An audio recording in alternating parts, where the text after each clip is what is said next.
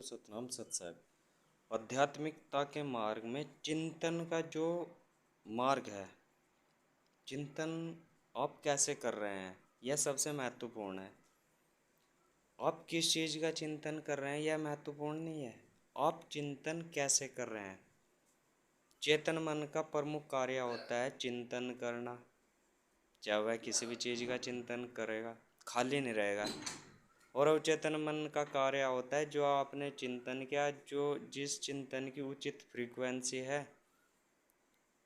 वो उसको आपके सामने वैसे ही ला करके प्रस्तुत कर देना, वैसी परिस्थिति लाकर खड़ी कर देना। तो चिंतन आप किस तरह से कर रहे हैं।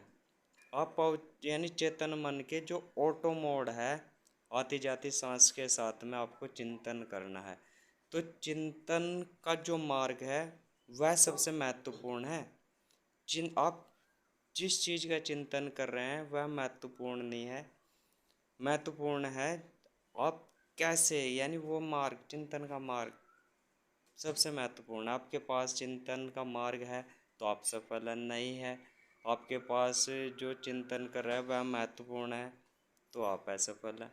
जैसे यदि किसी व्यक्ति या साधक के पास, यदि वह हिंदुस्तान में है, यदि उसके पास राम नाम का चिंतन है, यानी शब्द है, चिंतन का विषय है राम, शब्द महत्वपूर्ण हो गया। लेकिन चिंतन का यदि मार्ग नहीं है, आप इस राम नाम का कैसे चिंतन कर रहे हैं, तो सब कुछ बेकार है, फिर व्यर्थ है। तो चिंतन का मार्ग महत्वपूर्ण है।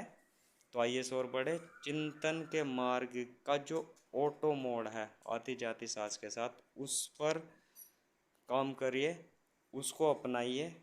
इसको नाम जाप भी कहते हैं, ध्यान योग भी कहते हैं, अल्लाह के नाम की तस्बीह करना भी कहते हैं, परमेश्वर के नाम का जिक्र व स्मरण करना भी कहते हैं, अल्लाह के नाम का जिक्र करना भी कहते हैं। तो ऐसे और बड़े ध्यान योग करें। और जो चिंतन का उचित मार्ग है ऑटो मोड वाला, उसको अपनाएं। सतनाम सत साहिब।